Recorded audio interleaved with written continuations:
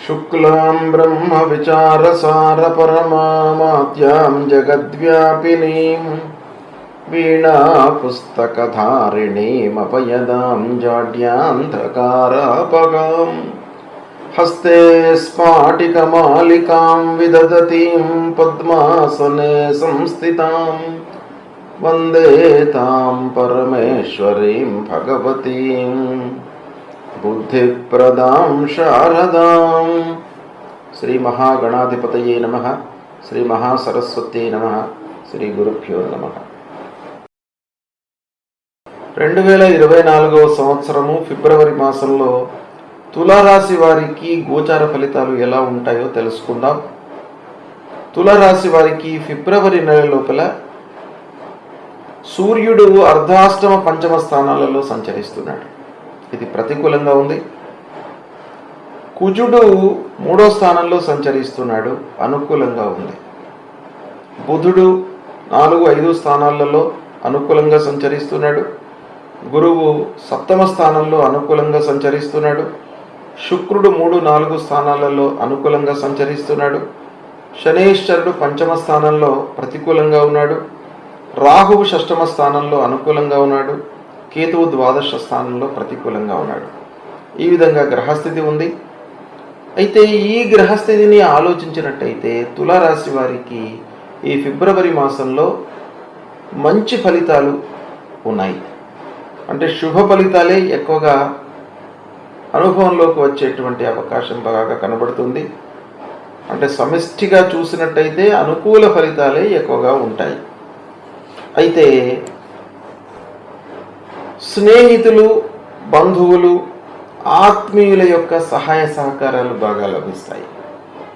వాళ్ళ లోపల మీరు మంచి పేరును పొందేటువంటి అవకాశం ఉంది. మంచి సూచనలను పొందుతారు. చిన్ననాటి మిత్రులను కలుసుకుంటారు. ఇక వ్యవసాయదారులకు బాగా కలిసి వస్తుంది ఈ మాసము. సంతృప్తిగా ఉంటారు. పారిశ్రామికవేత్తలు కూడాను పూర్వము వాళ్ళు ఎదుర్కొన్నటువంటి సమస్యల నుండి విముక్తులవుతారు. అనుకూలంగా ఉంది ఈ మాసం. కర్మాగారము, పారిశ్రామికవేత్తలు, ఫ్యాక్టరీలు రన్ చేస్తున్నటువంటి వాళ్ళు, ఇండస్ట్రియలిస్టులకి ఈ మాసం బాగా ఉంది. ఉత్పాదన కూడాను సంతృప్తికరంగా ఉంటుంది. ముఖ్యంగా సమయస్ఫూర్తితో మీరు నిర్ణయాలు తీసుకుంటారు ఈ మాసంలో. సమయస్ఫూర్తితో నిర్ణయాలు తీసుకోవడం మూలకంగా మీకు సత్ఫలితాలే ఎక్కువగా కలిగేటువంటి అవకాశాలు ఉంటాయి. నష్టాలు మినిమైజ్ అవుతాయి.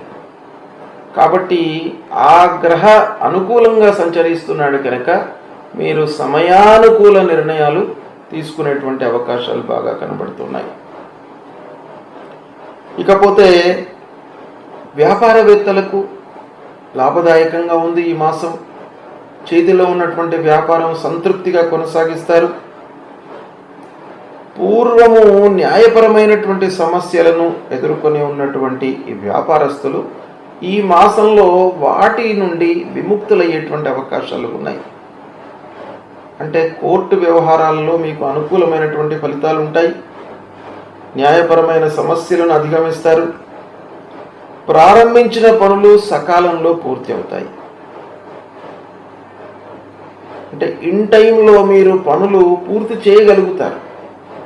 తద్వారా మీకు ఆర్థిక పరమైనటువంటి ఇబ్బందులు లేకుండా లాభదాయకంగా ఈ నెల కొనసాగుతుంది.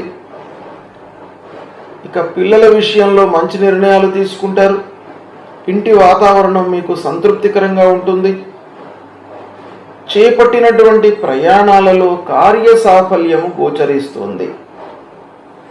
అంటే మీరు ప్రయాణాలు ఏ పనుల కొరకైతే చేస్తారో వాటి లోపల మీకు 100% ఫలితాలు పొందేటువంటి అవకాశం కనబడుతుంది. పనిభారం మట్టుకు పెరుగుతుంది. పనిభారం పెరగడంతో ఆరోగ్యాన్ని నిర్లక్ష్యం చేస్తారు. తద్వారా చిన్న చిన్న సమస్యలు తలెత్తేటువంటి అవకాశాలు కూడా ఉన్నాయి. అయినప్పటికీ ఓవరాల్గా ఆలోచించినట్టయితే ఆరోగ్య సమస్యలు లేవు. ఆరోగ్యం నిలకడగానే ఉంటుంది. ఇక పిల్లల విషయంలో మీరు మంచి నిర్ణయాలు తీసుకుంటారు. మంచి సంస్థలలో చదువు కొరకై వాళ్ళను చేర్పిస్తారు. ఇక ఉద్యోగ ప్రయత్నంలో ఉన్నటువంటి వారు చదువు పూర్తయి ఎవరైతే ప్రయత్నాలు చేస్తున్నారో ఉద్యోగ విషయంలో వాళ్ళకు కూడాను బాగా కలిసి వస్తుంది. కొత్త ఉద్యోగంలో చేరుతారు. ఒక పక్కన ఖర్చులు ఇవన్నీ కూడాను ఉన్నప్పటికీ కొత్త ఉద్యోగంలో చేరేటువంటి అవకాశాలు ఉన్నాయి. ఉద్యోగ ప్రాప్తి కనబడుతుంది. ఇక ఉన్నత విద్యకై కూడాను మీకు బాగా కలిసి వస్తుంది. ఉన్నత విద్యకై ప్రయత్నాలు కలిసి వస్తాయి. విద్యార్థులు మంచి సంస్థలలో అడ్మిషన్లను పొందుతారు, సంతృప్తిగా ఉంటారు. ఒక్క అనవసరమైనటువంటి ఖర్చులను నియంత్రించుకుంటే ఓవరాల్గా తులారాశి వారికి ఫిబ్రవరి మాసం బాగా కలిసి వస్తుంది, చాలా అనుకూలంగా ఉంటుంది. ఇక ముఖ్యంగా సూర్యుడు అర్ధాష్టమ స్థానంలో పంచమ స్థానంలో ఉన్నాడు, ప్రతికూలంగా ఉన్నాడు. శని పంచమ స్థానంలో ఉన్నాడు, కేతు ద్వాదశ స్థానంలో ఉన్నాడు. ఈ 3 గ్రహాలు ప్రతికూలంగా ఉన్నాయి గనక సూర్య భగవానుడి విషయమై మీరు సూర్య నమస్కారాలు చేసుకోండి. ఆరోగ్య ప్రదాత గనక మీకు స్నానం చేసిన తర్వాత సూర్య భగవానుడికి 12 సార్లు నమస్కారం చేసుకోండి. మీకు ఆరోగ్యాన్ని ఇస్తాడు. సంతృప్తిగా ఉండేటువంటి ఆ మనస్తత్వాన్ని మీకు ప్రసాదిస్తాడు. జపా కుసుమ సంకాశం కాశ్యపేయం మహద్యుతిం తమోరిం సర్వపాపఘ్నం ప్రణతోస్మి దివాకరం అనేటువంటి ఆ మూలమంత్రాన్ని ప్రతినిత్యం కూడాను 6 సార్లు జపించుకోండి. మీకు ఆ సూర్య భగవానుడి యొక్క అనుగ్రహం లభిస్తుంది. శనేశ్వరుడు పంచమ స్థానంలో ఉన్నాడు కాబట్టి శని ప్రీత్యర్థమై నీలాంజన సమాభాసం రవిపుత్రం యమాగ్రజం ఛాయా మార్తాండ సంభూతం తం నమామి శనేశ్వరం అనేటువంటి ఈ మూలమంత్రాన్ని ప్రతినిత్యం కూడాను చదువుకోండి. శనేశ్వరుడి మూలకంగా ఖర్చులు ఏవైతే మనకు అనవసరమైనటువంటి ఖర్చులు, కష్టానికి తగిన ప్రతిఫలం లేకపోవడము, అలసట, ఇలాంటి వాటి నుంచి మిమ్మల్ని విముక్తుల్ని చేస్తాడు. కనుక ఆ శనేశ్వరుడికి మీరు ఈ మూలమంత్రం జపించుకోండి.